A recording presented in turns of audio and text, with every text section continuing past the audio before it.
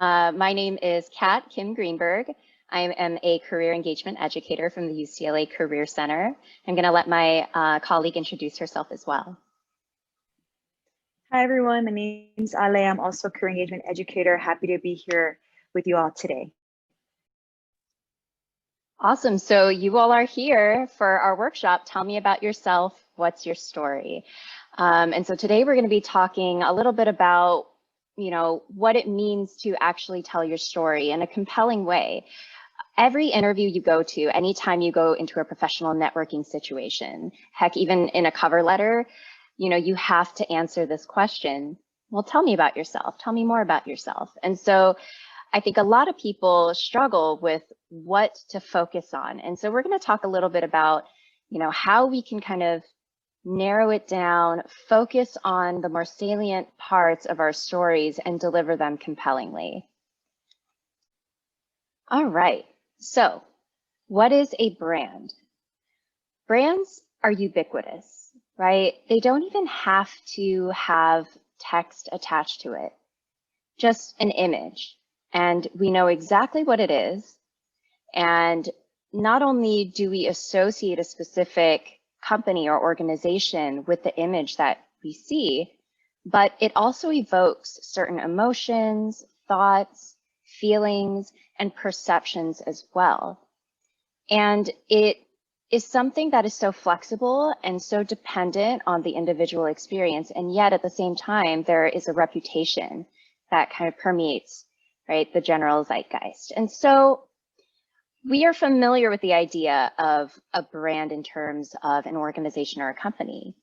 But what many of us don't realize is that people also have brands. And so go ahead and throw into the chat if you know who this wonderful individual is.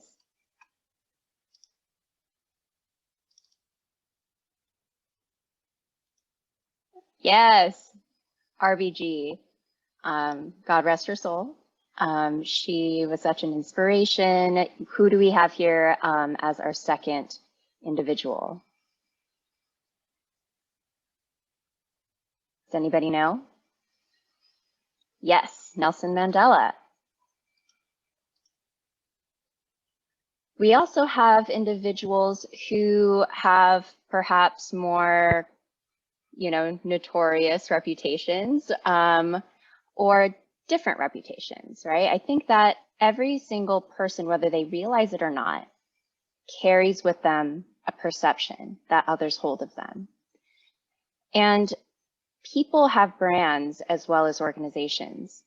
And just like those organizational brands evoke certain thoughts, feelings, and perceptions, so do people. And so whether you realize it or not, you as an individual also have a personal brand. So what is that brand and why is it important? As you may have realized already, your personal brand is a combination of your image and your reputation. It's what people say about you when you're not in the room. And you can think of it as your personal calling card. It's a distinct and authentic representation of you, your values, abilities, and actions. And whether you realize it or not, every one of you has something unique to bring to the table. And while that may be the case, I think a lot of people have a hard time figuring exactly what that is and being able to articulate it. And so once you're able to do that, it can really help you stand out in a competitive job market and open professional opportunities. And in addition to that, it's really going to help you build authentic relationships with others who share common interests and values and motivations as you do. As the great First Lady Michelle Obama once said in her book, if you don't get out there and define yourself, you'll be quickly and inaccurately defined by others. Your story is what you have and what you will always have. It is something for you to own. And so today we're going to learn about how we can formulate, structure our stories and articulate it in a way that allows us to own them and be empowered to own them. And so your personal brand really underpins everything that you put out there. It's showcased through your resume and your cover letter. It's showcased through interviews, portfolios, your LinkedIn profile, your elevator speech, and conference presentations, and so much more. It really underpins everything that you do professionally because it serves as a foundation for how you present yourself professionally and personally. Okay, thank you, Kat, for walking us through that and for really setting the tone for this presentation. And so we've heard why personal brand and who has a personal brand, and we all have one of those. We don't always know where to start, how to start thinking about that for ourselves. And so with knowing who you are, it's about discovering what is your North Star, which involves your values, and that's your personal compass, right? That's what helps you direct your choices and your behaviors. And often we don't know what that is. So we encourage you all to take a moment to really reflect on that, right? What is your passion? What do you want to be known for? What are some of those attributes and characteristics that make you unique? How will you tell your story? And if any of these questions are difficult for you to answer, it's probably because you haven't really given yourself the time yet to reflect. And so in thinking about your brand, it's really a reflection process. We're going to walk you through some ways that you can reflect on this and then actually strategize how you might tell that story. But without the reflection piece, going into writing a pitch, going into writing your cover letter, going into talking to an employer at a recruiting event, it'll make it very difficult for you. And so what we want to ask of you all to do today is a quick activity. And so for this activity, we're going to give you a minute to define yourself with one adjective. I know this will be difficult, but just try your best to pick one. And we would like for you all to enter your adjective into this activity by visiting menti.com if you're able to on a different tab and enter the code 506183, or you can hover with your camera phone over the QR code and it'll take you to that website. Awesome. And for those of you who've never seen a word cloud in action, some of these words will get larger and larger, and that's if multiple of you have identified the same adjective. And so some of you we're seeing are saying dependable, but that's your one adjective, right? Responsible, optimistic, resourceful, passionate, different, optimistic, analytical, resilient. I'm loving how these words are becoming larger. And hopefully it also gives you some inspiration, right? It's okay if you identify with some of these other words too, because we often don't know how to articulate who we are. We know we have a lot of experiences. We know we have these different attributes, but articulating those is the challenge, right? And again, this is why that self-reflection is so important. All right. And so if you are having a really hard time with figuring out what is that one adjective that will describe you, consider asking those that are around you, right? Discover how others might see you. And so ask your friends, your family, coworkers, colleagues, and mentors, something quick like, what do you think are my core attributes, strengths, and skills? What do you think I am passionate about? What do you think makes me stand out? What do you think motivates me, right? And so we're going to give you a little bit of time to text 2 to 3 people and ask them, what do you think are my top 2 strengths? So go ahead now if you're able and you have your device available and text 2 to 3 people, close friends, relatives, peers that know you well, and ask them, what do you think are my top 2 strengths? We're going to give you about 30 seconds. Hopefully we'll get a few responses. Please know that neither Kat or I are responsible if you get roasted by this. If that does happen, consider texting a few other people, but that can happen. Okay. And if you do get a response right away, feel free to type in the chat. Yes, I got a response.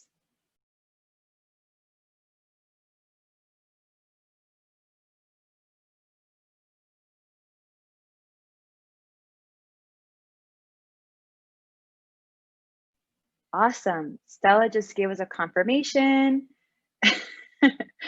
So we encourage you all, invite you all to share what were those awesome things that your close peers and relatives said about you. You can go ahead and type those in the chat. It'll be nice for us to see how others see us. And it might, again, also give you some insight on who you are. Maybe it resonates with you as well. And so feel free to share that on there if you would like. Oh yeah, no worries. So Stella, I see that you mentioned you only asked for one. Ask for more, and as you move along, ask more people. Right? We're just prompting you to do this right now because you've given yourself this time and this space to reflect and to think about this question. Like, how do I answer? Tell me about yourself. And so you owe it to yourselves to do this, and we encourage you to continue asking people in your life. Okay, thank you. And then, of course, there will be opportunities for you to showcase what makes you unique, right? And you really want to, again, reflect and articulate what are those things that make you unique, and you want to develop your own unique personal promise of value. So what can you contribute, right? And you want to tell your story in a compelling and concise way. And one of the ways that we encourage you all to organize that story is by sharing what's relevant about your past, present, what you might be doing now, and maybe how what you're doing now, where you're hoping to get into, will help you with your future aspirations. And so within this, you'll think about what are some of those facets of my identity, different intersections, your background, your values. We all have multifaceted identities. We don't always know what those are. And we don't always think about how our identity, how we grew up, where we come from, will matter in the context of talking about who we are. And it does. And we're going to share with you some examples in a second. Also thinking about what have I accomplished in my academic and professional life. I know we hear this over and over again from students, like, I don't feel like I've done that much, right? Or I see that my peers are doing an internship at this large, well-known company, and I haven't done any of that. And so we get in this comparison game of what are others doing? And we really want you to focus here on what have you done? What have you been involved in? And thinking about what are your strengths, right? Why do people come to you? Really think about that. If you think about your families, your friends, your peers, what do people seek you out for, right? I often tell my coworkers and Kat here, I consult with her about a lot of things. We have different strengths and we leverage each other's strengths to do good work. And so we want you to think about, like, what do people come to me about? How do I contribute? And then what are your aspirations for the future? What can you help others achieve? Maybe often it's easier to help others than to help ourselves, right? So what do you help others with? And it's okay if you don't know what all those future aspirations are yet, but there are some things that you might be working towards right now that you want to think about and be more intentional when you are talking to employers about what you hope to gain from this next opportunity.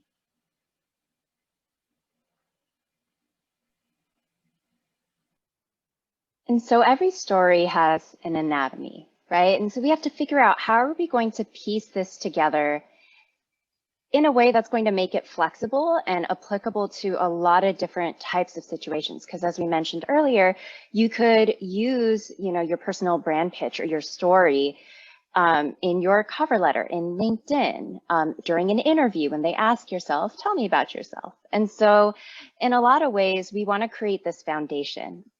And so we've created a bit of a formula, right? And you're welcome to expand past this as much as you'd like. But when we really think about a compelling story and that really demonstrates who you are at your core, we can break it down into these elements: your identity, who you are, your accomplishments, what you've done, your value, strengths, knowledge, and skills, and lastly, your aspirations or your future goals.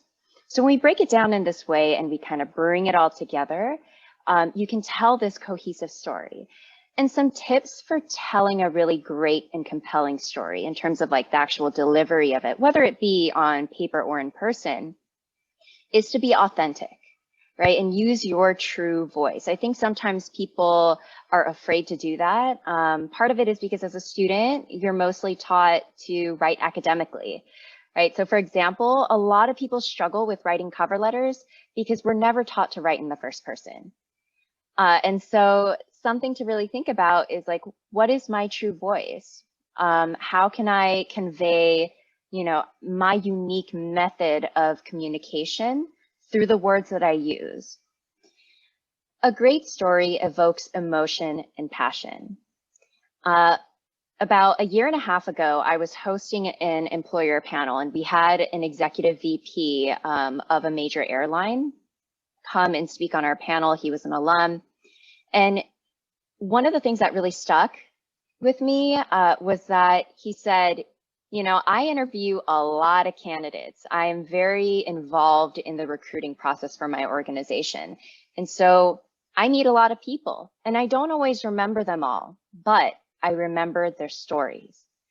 And so when you're able to tell a story in a way that really demonstrates your passion and it evokes emotion and empathy from your audience, it's going to be a lot more memorable. You also want to tell a story that really gives your audience insight into your motivations and values. Part of what makes you unique as an individual is not just what your major is or what your class year is or what internships you've done. It gets a little deeper than that. It really gets into what drives you as a person, as a professional. Why is it that you do what you do? And then you also want to demonstrate growth and transformation, right? Nobody likes a static story. And so you want to show how you have grown, how you have changed, and what you've learned. And then lastly, when you piece all this together, it's really going to help you demonstrate what is unique and valuable about you. All right. So we've broken this down, and I'm going to let Ale take this first example. We have 2 student examples here for you that we've drafted up, and we encourage you all to follow this formula to create a personal brand pitch of your own. Thank you, Kat. And by the way, we are seeing your questions in the chat. I've encouraged a couple of you to include them in the Q&A function, and we'll make sure to get to your questions at the end. And so again, these are some of the columns here that you see: identity, accomplishments, value proposition, and aspiration. First generation Latinx, born from an immigrant family, and they identify as non-binary. They have different accomplishments here. As you can see, they were part of the Associate Students Committee leadership. They have 2 years experience volunteering at the Boys and Girls Club, 3 years of client relations experience. With value proposition, what they feel that they would do well and how they can contribute: community building and outreach, relationship management, cultivating organizational culture, maximizing team strengths, and creative problem solving. And lastly here, their aspirations. They want to be a human capital consultant. Now, you might not know what that is yet, and we're hoping that you'll learn more about these opportunities as you move along through your experience here at UCLA, but also become curious of how do you fit into different careers, right? In this role, you help unlock the potential of individuals.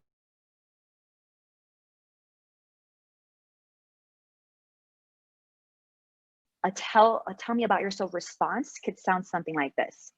As a first generation Latinx person raised by immigrants, I developed a solution-focused approach to solving diverse problems. This approach helped me make a positive impact as a student and a leader in my community. With 2 years of volunteer experience at the Boys and Girls Club, I effectively supported hundreds of individuals to increase their confidence. I crystallized my strengths in managing relationships, leveraging team abilities, and fostering productive workflows to meet broad organizational goals. Now, I seek to maximize my skills to help others unlock their potential while operating from a growth mindset as a human capital consultant. This is a very complete tell me about yourself response. Takes no longer than 2 minutes to say, and it gives a lot of really great, rich content. we're identifying who we are on multiple levels, highlighting some of our accomplishments, sharing how we can make a contribution, and also why all this matters, how all of this has prepared me for this next thing that you might be able to give me. Thank you, Ale.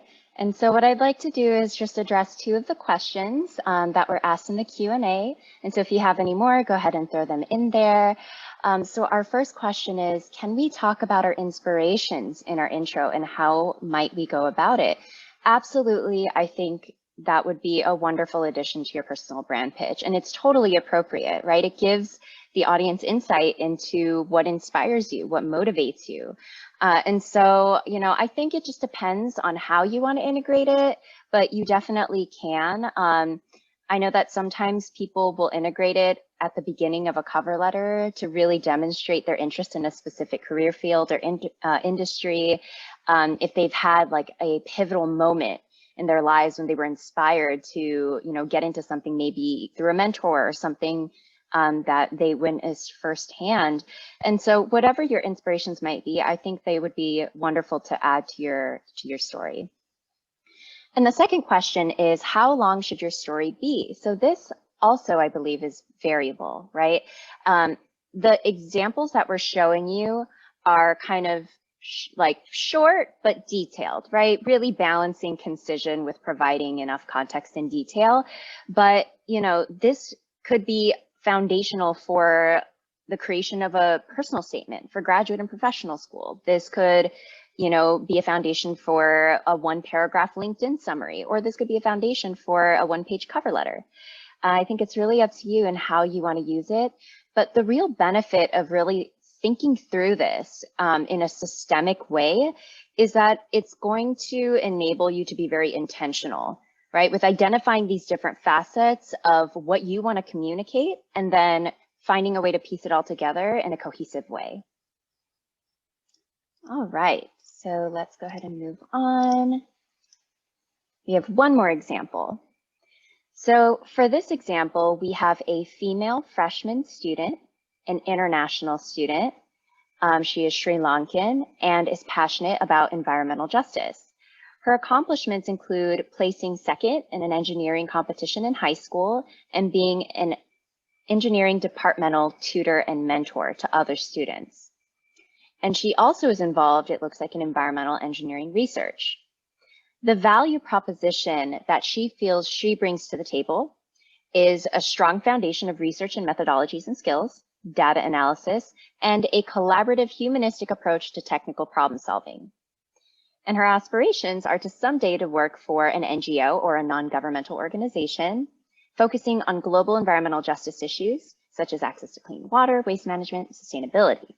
And so when you piece all this together, you get the below result. I feel a great sense of responsibility to serve my local and global communities by leveraging my technical knowledge and passion for solving environmental justice issues. In high school, I engaged in various environmental justice projects and received recognition for my environmental engineering research. I also won an engineering competition, which afforded me the confidence to pursue a career as an engineer. Now, as a freshman international student from Sri Lanka, I'm motivated to increase cultural and gender representation in the field of science and engineering to motivate and inspire future generations of engineers across the world. I hope to one day work for a non-governmental organization on global environmental justice issues, including access to clean water, waste management, and sustainability. And so right there in like a 30-second pitch, this individual is able to get across some really salient points, covering not only their personal background, but some of their accomplishments, their strengths, as well as what they hope to do in the future.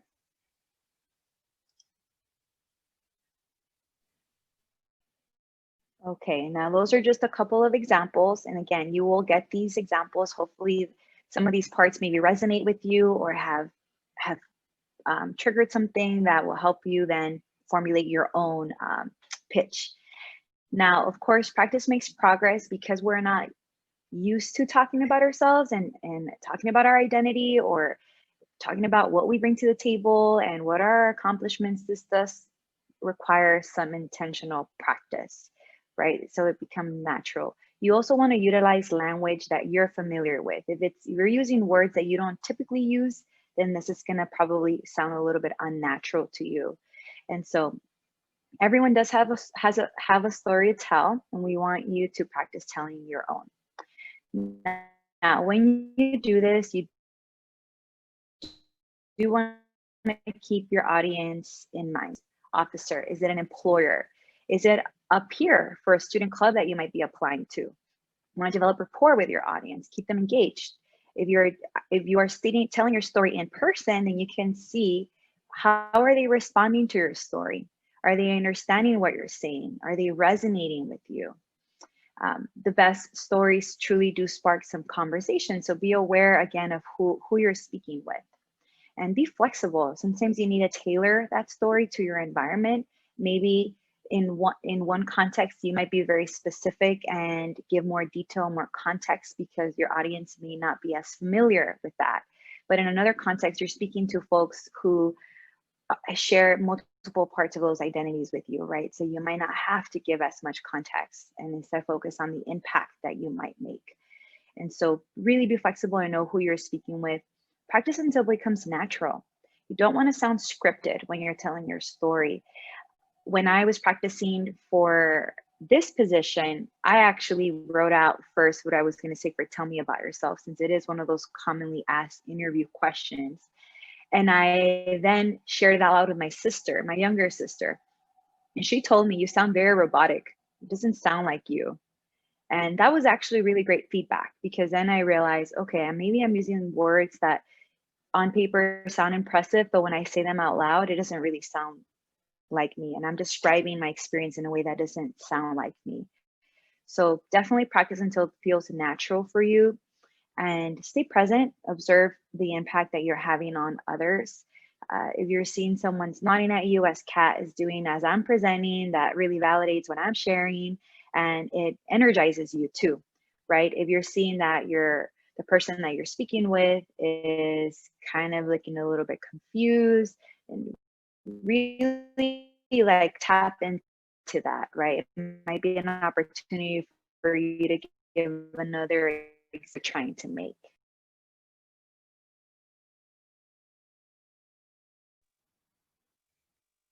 Now, we only have one opportunity to make a first impression, right? Psychological research shows us that first impressions are formed within 7 seconds.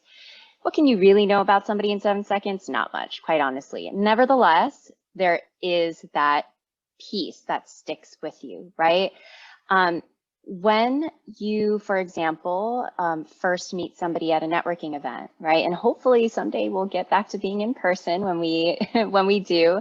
When you have a handshake, when you smile, your body language, all of these things play into that positive first impression.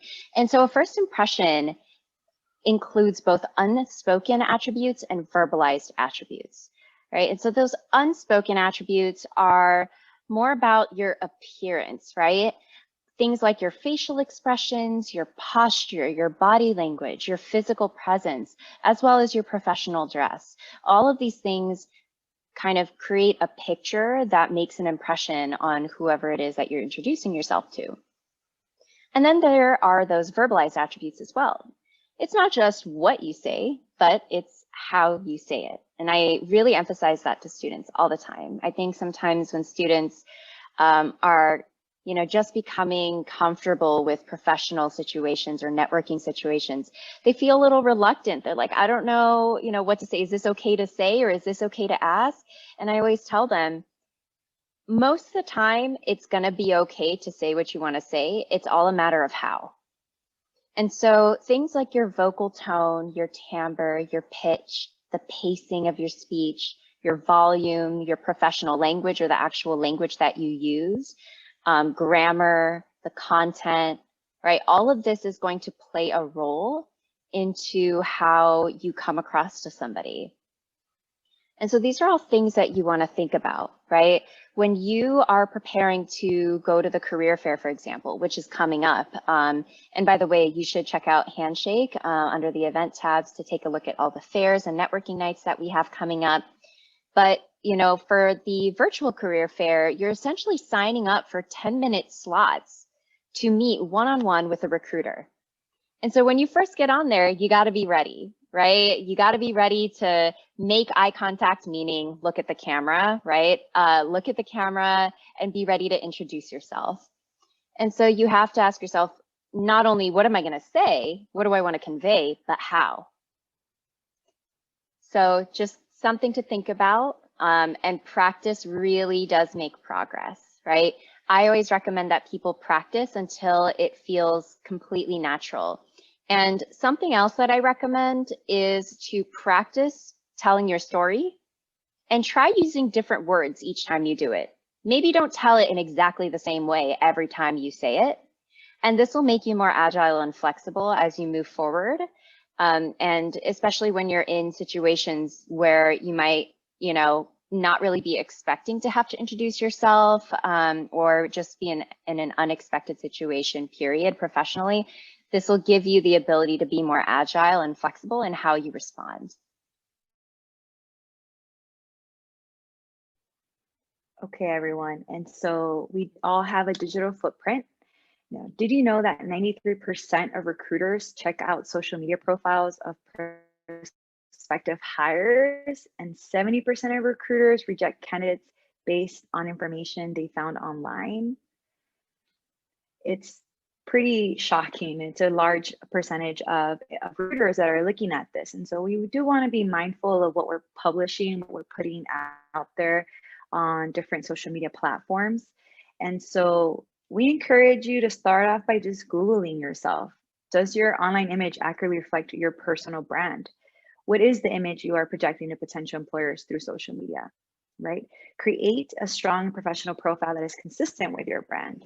And so we won't be going too much into what LinkedIn is today, for example, but those are definitely ways that we can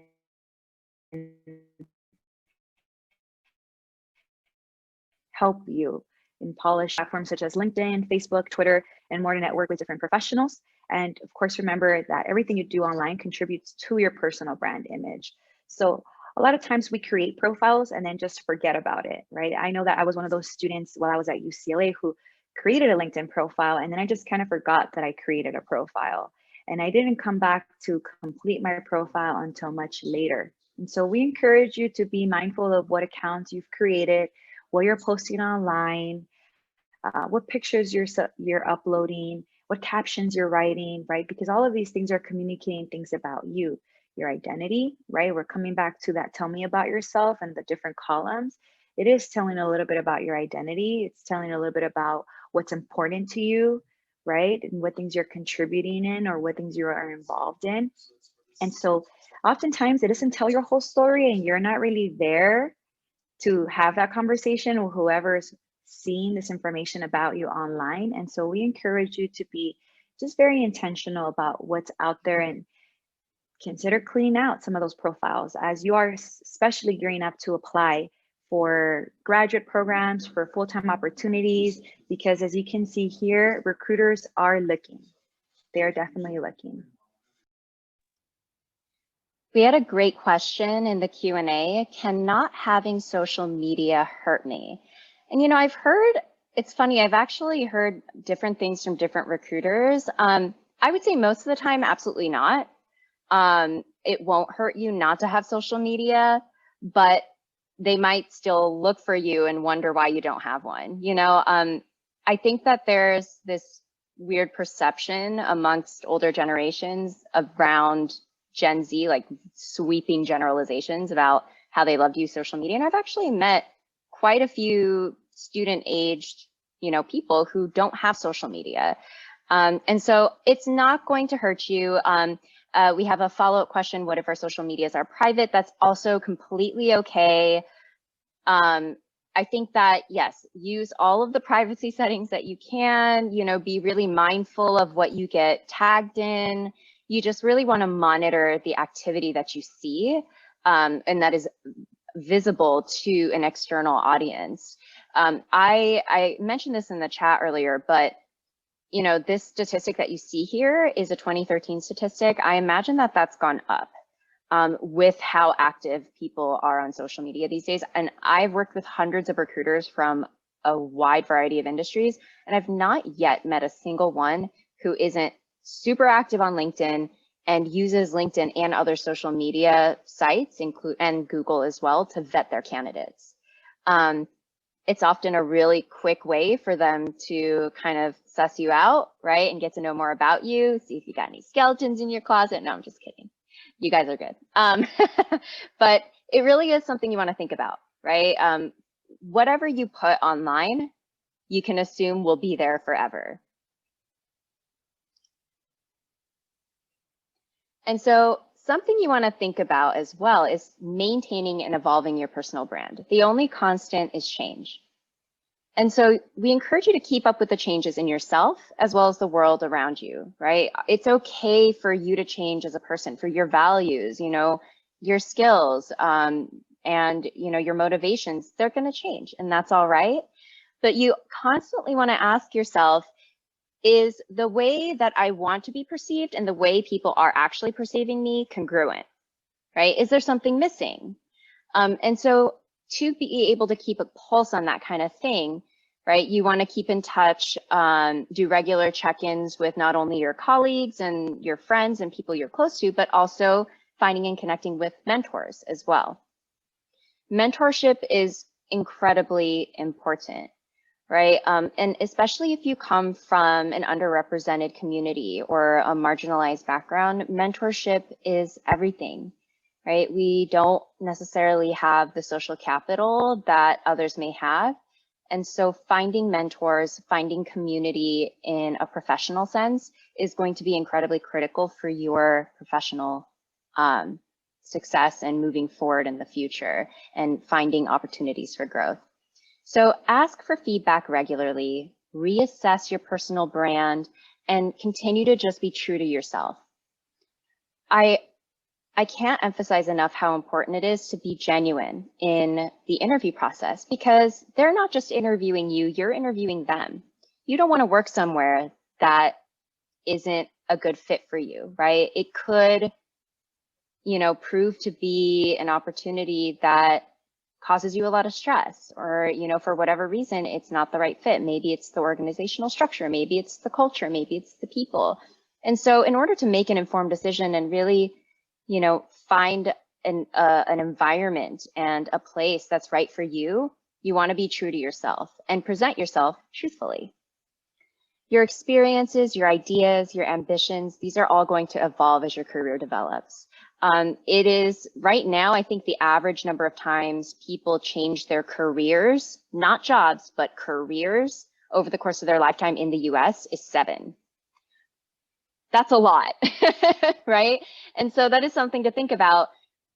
Whatever it is that you identify as your aspirations today may not be that tomorrow, and that is okay, right? You're not going to be beholden to the thing that you decide to pursue right now for the rest of your life. And I want you all to know that, because I know I get a lot of students who are concerned about that as well.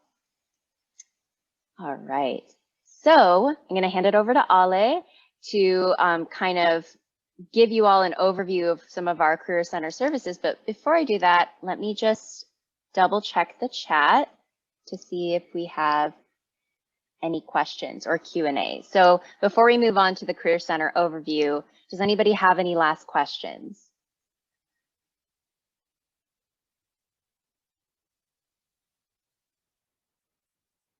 All right, well, if you think of any, throw them into the Q&A or into the chat while Ale gives us a quick overview. Okay, thank you, Kat. And so again, everyone's journey is different. And I really like what Kat just said about how we do keep evolving. Our values change. What matters to us now may be different than what matters to us in 10 years. And so it's not uncommon to pivot. Or sometimes the opportunities you might be seeking as a new college student, you might change your mind and then think about something else. It doesn't mean that you've changed. You might have just discovered something else about yourself. Maybe there's something else that takes priority over a different thing that you were putting more energy, more time into. And so the more self-awareness you have about yourself and the options around you, the more likely that those plans might change. So keep that in mind. Every one of your journey is different, and we are here to help you wherever you are in your journey. Earlier, we got a question about whether we were going to do breakout sessions. We won't be doing that for this particular program. However, there are other ways that people like myself and Kat can help you with developing your story. If you were interested in getting one-on-one support with this specific. All right, so I think we were having some connectivity issues with Alice, so I apologize. So I'm going to go ahead and take over for her. So yes, please come to the Career Center virtually, of course. We offer a variety of one-on-one consultations and support for you all. We offer 30-minute one-on-one appointments. Now, the life hack here is you've got to check on Friday afternoons and evenings for new appointment availabilities. I know Handshake lets you scroll all the way to the end of the year, but we actually only put out new appointment availabilities 2 weeks in advance. So every Friday, you know, the advisors will post new appointments, so you can go ahead and check then. We also offer virtual drop-in sessions. They're 15 minutes. You don't need to sign up in advance. You can just pop in Tuesdays, Wednesdays, Thursdays, 10 a.m. to 2 p.m. Now, the topics we usually cover here are resume and cover letter reviews and job and internship search strategies. However, if you wanted to come in and just practice your personal brand pitch or your elevator pitch, you could also do that there. If you wanted to ask for a career advisor that's on staff, you definitely could. We have over 130 in events and workshops this quarter, just for fall. We're busy bees, right? And those include workshops like this that are around specific professional development topics, but we also have panels, right? So we actually just hosted, for example, the other week, a panel on intersections of identity and authenticity in career. And we had these amazing panelists who all come from a variety of intersections of, you know, underrepresented backgrounds, speak about their experience in being authentic in the workplace and what that means to them. Any program we have, we will post on our YouTube channel. And so you can find the UCLA Career Center YouTube channel either through our website or just by searching us on YouTube, and you'll be able to see all of our past programs and workshops. It's a little bit of a list right now. It's not very organized, so I apologize, but it is worth it to kind of scan through and take a look at some of the topics that you see on there. Employer information sessions. We still have employers recruiting at UCLA. They specifically want Bruins. So all of the postings that you see on Handshake, there's anywhere from, you know, 10 to 15,000 job and internship opportunities at any given time on Handshake. And they're all posted by employers specifically who want to hire UCLA students and alumni. So check those out. They'll also host virtual info sessions. And then, of course, we have on-campus recruiting, things like career fairs, networking nights.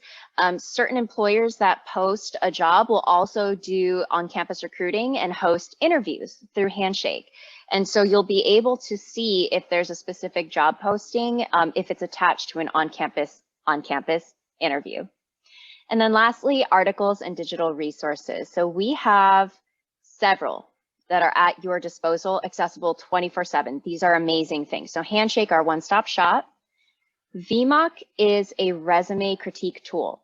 Anytime you can log on to VMOC through the UCLA Career Center website, use your single sign-on, upload your resume, and get instantaneous feedback anytime. And it's very detailed and personalized and really helps with content development. So check that out. You can also bring it into drop-ins once you've run it through VMOC. We encourage that as well.